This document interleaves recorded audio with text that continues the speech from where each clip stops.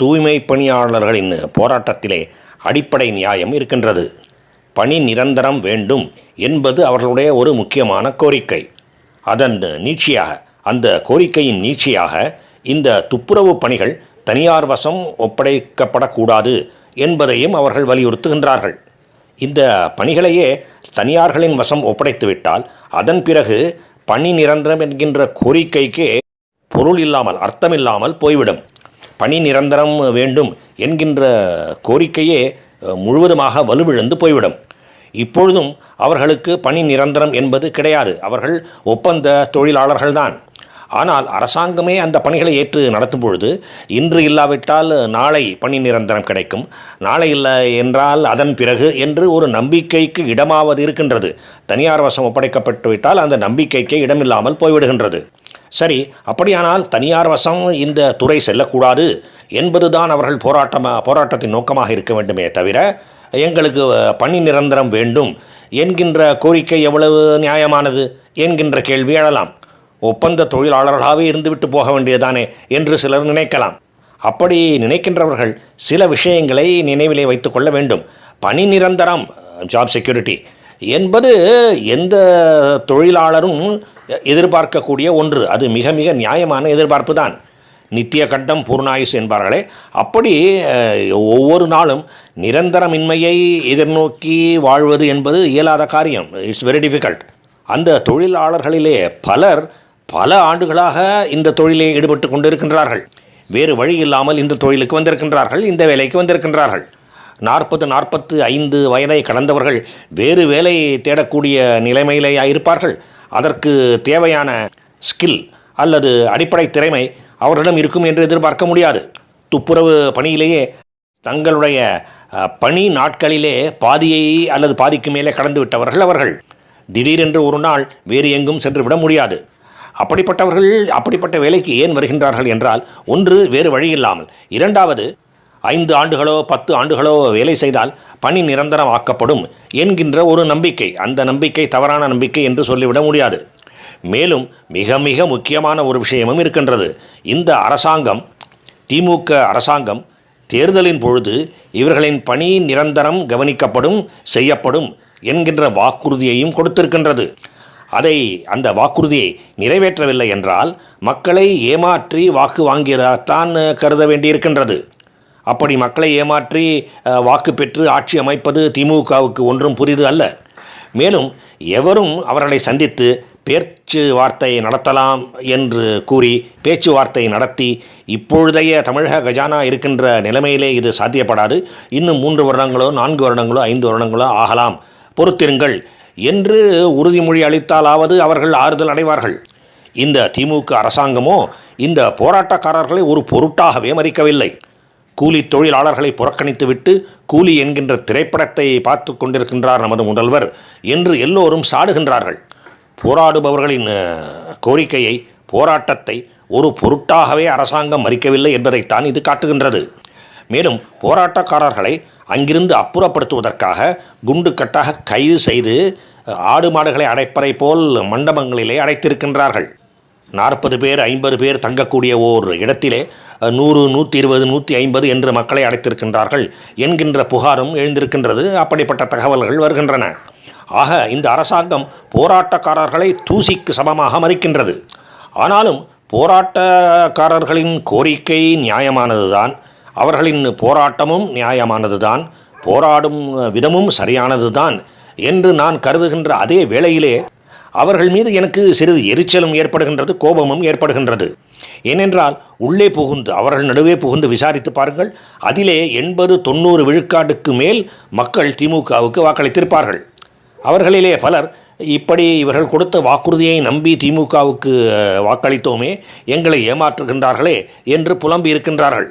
ஆனால் எந்த பத்திரிகையாளரும் இந்த போராட்டக்காரர்களை பார்த்து திமுகவுக்கு ஏன் வாக்களித்தீர்கள், அவர்கள் கொடுத்த வாக்குறுதியை நம்பக்கூடாது என்பது கூட உங்களுக்கு தெரியாதா என்கின்ற கேள்வியை கேட்கவே இல்லை. அப்படி அவர்கள் திமுகவுக்கு வாக்களித்ததை ஏதோ ஓர் அரசியல் அறியாமை என்று எண்ணி கடந்து சென்று விட முடியாது. ஏனென்றால் அரசியல் அறியாமை என்கின்ற பேச்சுக்கே இடமில்லை. திமுக வந்தால் என்ன என்ன செய்யும், என்ன செய்யாது என்பதை நாம் அனைவரும் அறிவோம், அவர்கள் உட்பட அனைவரும் அறிவோம். அப்படி இருக்க அவர்கள் திமுகவுக்கு வாக்களித்தது ஏன்? மிதமிஞ்சிய சுயநலம்தான் காரணம். திமுக ஆட்சிக்கு வந்தால் என்ன, தமிழ்நாடு எக்கேடு கெட்டு போனால் என்ன, நமக்கு பணி நிரந்தரமானால் சரி என்கின்ற பாணியிலே தான் அவர்கள் சிந்தித்திருக்கின்றார்கள், செயல்பட்டிருக்கின்றார்கள், வாக்களித்திருக்கின்றார்கள். அது எவ்வளவு பெரிய தவறு என்பதை நாம் அனைவரும் உணர வேண்டும். ஓரளவு டு சம் எக்ஸ்டெண்ட் இப்படி நான் நினைப்பதும் பேசுவதும் இதயமில்லாத செயல், அவ்வளவு சரியில்லை என்பதை நான் ஏற்றுக்கொள்கின்றேன். வெந்த புண்ணிலே வேலை பாய்ச்சுவதைப் போல் இருக்கின்றது, எரிகின்ற கொள்ளியிலே எண்ணெய் ஊற்றுவது போல் இருக்கின்றது என்று நீங்கள் சொல்லலாம். அதிலே உண்மையும் இருக்கின்றது. ஆனால் யோசித்து பாருங்கள், நமக்கு ஏதாவது நன்மை கிடைத்தால் போதும், மற்றவர்கள் எக்கேடு கெட்டால் என்ன, இந்த மாநிலம் எக்கேடு கெட்டால் என்ன என்று நினைக்கலாமா? ஒருபொழுதும் செய்யக்கூடாத விஷயம் அது. அதன் பலனை இன்று அனுபவிக்கின்றார்கள். சுயநலம் என்பது இயல்பான ஒரு மனித உணர்வுதான். அது எல்லோருக்கும் இருக்கும், எனக்கும் உண்டு, உங்களுக்கும் உண்டு, மற்றவர்களுக்கும் உண்டு. ஆனால் அது எல்லை மீறி மிதமிஞ்சி போகும்பொழுது பெரும் தவறுகள் நடக்கின்றன. அதற்கு இதுவே ஒரு சிறந்த உதாரணமாக இருக்கின்றது. திமுகவுக்கு மிதமிஞ்சிய சுயநலத்தினாலே வாக்களித்தால் இன்றோ நாளையோ நாளை மறுநாளோ கண்ணீர் பெருக்க வேண்டி வரும். இதை யாராலும் மாற்ற முடியாது. மேலும் தமிழக கஜானா காலியாக இருக்கின்றது என்பதும் உண்மைதான். அப்படி இருக்கும் பொழுது அதிமுகவோ பாஜகவோ ஆட்சிக்கு வந்தால் கூட என்ன செய்துவிடப் போகின்றார்கள், என்ன செய்துவிட முடியும் என்கின்ற ஒரு கேள்வி எழலாம். ஆனால் கஜானாவை இவ்வளவு மோசமாக காலி செய்தது யார் என்பதையும் நாம் யோசித்து பார்க்க வேண்டும். திமுக ஆட்சிக்கு வந்த பொழுது தமிழ்நாட்டின் கடன் சுமை சுமார் 4.5 லட்சம் கோடியாக இருந்தது. அதாவது இத்தனை 10 ஆண்டுகளின் ஆட்சிக்கு பிறகு கடன் சுமை 4.5 லட்சம் கோடி. ஆனால் திமுக ஆட்சிக்கு வந்த பிறகு இந்த 4.25 வருடங்களிலே அது 9 லட்சம் கோடியை தாண்டிவிட்டது. இந்த ஆட்சி முடியும் பொழுது 10 லட்சம் கோடியை தொட்டிருக்கும். அந்த கடன் சுமை, அதற்கு செலுத்த வேண்டிய வட்டி, இதற்கெல்லாம் எங்கே போவது? ஆனால் இப்படி கண்மூடித்தனமாக கடன் வாங்கியது யார்? திமுக தானே. அவர்கள்தான் அதற்கு பதில் சொல்ல வேண்டும். அரசாங்கத்தின் கையிலே காசு இல்லை என்றால் தூய்மை பணியாளர்களின் பணி நிரந்தரத்தை அவ்வளவு சுலபத்திலே செய்துவிட முடியாது. அப்படி செய்வதற்கு எவ்வளவு பணம் தேவைப்படுகின்றதோ அந்த பணம் மகளிர் உரிமை தொகையாக சென்று கொண்டிருக்கின்றது. ஆக இப்படி கண்மூடித்தனமான இலவசங்களை பெறுகின்றவர்கள் அந்த இலவசங்களை எல்லாம் மற்றவர்களின் வயிற்றிலே அடித்துத்தான் பெறுகின்றோம் என்பதை உணர்ந்தால்தான் இந்த மாநிலம், இந்த நாடு உருப்படும். நானாக இருந்தாலும் சரி, நீங்களாக இருந்தாலும் சரி, எவராக இருந்தாலும் சரி, அரசாங்கமாகவே இருந்தாலும் சரி, பணம் யாருக்கும் மரத்திலே காய்ப்பதில்லை. பொறுப்போடு வரி வசூலிக்க வேண்டும், பொறுப்போடு அதை செலவிட வேண்டும். இல்லை என்றால் கடன் சுமை ஏறும், கஜானா எப்பொழுதும் காலியாகத்தான் இருக்கும், விடிவு காலமே பிறக்காது. சரி, இப்பொழுதாவது வாக்காளர்கள் ஒரு நல்ல பாடத்தை கற்றுக்கொண்டிருப்பார்கள் என்றா நினைக்கின்றீர்கள்? இல்லை. வரப்போகின்ற தேர்தலிலே தூய்மை பணியாளர்கள் திமுகவுக்கு வாக்களிக்கின்ற தவறை மீண்டும் ஒரு முறை செய்ய மாட்டார்கள். ஆனால் மற்றவர்கள் இந்த பிரச்சனையெல்லாம் யாருக்கோ எங்கோ நடக்கின்றது என்று நினைத்து கொண்டு இலவசங்களுக்கும் வாக்குக்கு பணத்துக்கும் ஆசைப்பட்டு மீண்டும் திமுகவுக்கு வாக்களிப்பார்கள். அதுதான் தமிழ்நாட்டின் லட்சணம். ஆனால் என்றோ ஒரு நாள் அவர்களே லபோ திபோ என்று வயிற்றிலும் வாயிலும் அடித்துக்கொண்டு புலம்ப வேண்டிய ஒரு கட்டாயமான சூழ்நிலை ஏற்படும். அன்று புலம்புவார்கள். யாருக்கு என்ன பயன்? காலம் கடந்த புலம்பல் அது. It's too late. கஜானா காலியாக இருக்கும் பொழுது அதிமுக அரசாங்கத்தினாலோ பாஜக அரசாங்கத்தினாலோ கூடத்தான் எதை செய்துவிட முடியும் என்கின்ற ஒரு கேள்விக்கு இப்பொழுது பதில் அளித்து விடுகின்றேன். திமுக அல்லாத அரசாங்கமாக இருந்தால் கடன் வாங்கும் பொழுது யோசித்து சரியான காரணங்களுக்காக சரியான அளவிலே மட்டும்தான் கடன் வாங்குவார்கள். மேலும் கண்மூடித்தனமாக பொய் வாக்குறுதிகளையும் அளித்துவிட்டு பிறகு திண்டாடி தெருப்பொறுக்கி கொண்டிருக்க மாட்டார்கள். ஆனால் இலவசங்கள் என்கின்ற விஷயத்திலே மட்டும், அந்த ஒரு விஷயத்திலே மட்டும் அதிமுகவும் சரி, மற்ற மாநிலங்களே பாஜகவும் சரி, திமுக செய்கின்ற தவறை ஓரளவாவது செய்கின்றது, குறைவாக செய்கின்றது, ஆனால் செய்கின்றது. அப்படிப்பட்ட மாநிலங்களிலே இப்பொழுது பாஜக அரசாங்கம் சற்று தடுமாறிக்கொண்டும் இருக்கின்றது. உதாரணம் மகாராஷ்டிரா மற்றும் டெல்லி. ஆனாலும் ஒட்டுமொத்தமாக பார்க்கும் பொழுது மாநிலத்தின் கஜானாவை இவ்வளவு மோசமான ஒரு நிலைமையிலே கொண்டு போய் விட்டுவிட மாட்டார்கள். வளர்ச்சியிலே ஓரளவாவது கவனம் செலுத்துவார்கள். வேலை வாய்ப்புகளை அதிக அளவிலே உருவாக்குவதற்கு முயற்சி செய்வார்கள், முயற்சியாவது செய்வார்கள். ஆனால் அதெல்லாம் நமக்கு வேண்டாம். நமக்கு வேண்டியதெல்லாம் இலவசங்கள் தான். இப்படிப்பட்ட பலவீனத்தை, வாக்காளர்களின் பொதுமக்களின் பலவீனத்தை நன்கு பயன்படுத்தி கொள்ள தெரிந்திருக்கின்ற ஒரு கட்சி திமுக. அதை பயன்படுத்தத்தான் செய்யும். வேறு எதற்கும் அந்த கட்சி லாயக்கில்லை. மக்களின் பேராசையை தூண்டி எக்கச்சக்கமாக வட்டி கொடுப்போம் என்று அறிவித்து பிறகு மக்களின் பணத்தை சுருட்டி கொண்டு ஓடுகின்றனவே நிதி நிறுவனங்கள், சில நிதி நிறுவனங்கள். அவற்றுக்கும் இந்த திமுகவுக்கும் ஒரு வித்தியாசமும் இல்லை.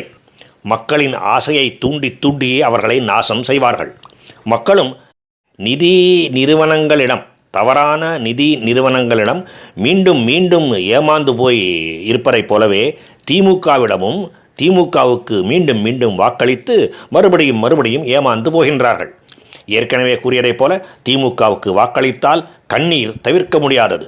இப்படிப்பட்ட ஒரு பலவீனம்தான் திமுக அரசாங்கத்தின் திமிர் நடவடிக்கைகளுக்கும், திமிர்த்தனமான நடவடிக்கைகளுக்கும் காரணம். திமுகவுக்கு மிக நன்றாக தெரியும், இந்த தூய்மை பணியாளர்களின் போராட்டத்தை முன்னிட்டு திமுகவை தூற்றுகின்ற, திமுக அரசாங்கத்தை தூற்றி பேசுகின்ற பொதுமக்கள் எல்லோரும் அல்லது பெரும்பாலானோர் அடுத்த தேர்தலிலே மீண்டும் இலவசங்களுக்காகவும் வாக்குக்கு பணமளித்தால் அந்த பணத்துக்காகவும் திமுகவுக்கு வாக்களிப்பார்கள். தேர்தலிலே வெற்றி பெறுவதற்கு அது மட்டுமே போதும். எனவே திமுக அதைத்தான் செய்யும், அதை மட்டும்தான் செய்யும். வாக்களிப்பதற்கு பணம் கொடுக்கும், நிச்சயமாக கொடுக்கும், உறுதியாக கொடுக்கும், அதிலே தவறாது. ஏனென்றால் அது தேர்தலுக்கு முன்பு கொடுப்பது. ஆனால் வாக்குறுதிகளையும் அள்ளி வீசும், அவற்றை மட்டும் நிறைவேற்றாது. ஏனென்றால் அவையெல்லாம், அந்த வாக்குறுதிகள் எல்லாம் தேர்தலுக்கு பின்பு, ஆட்சி கட்டிலே மீண்டும் அமர்ந்த பின்பு அவ்வளவாக கவனிக்க அவசியம் இல்லாத ஒன்றாக ஆகிவிடும். அதுதான் திமுகவின் இயல்பு. இதிலே வியப்பதற்கு என்ன இருக்கின்றது?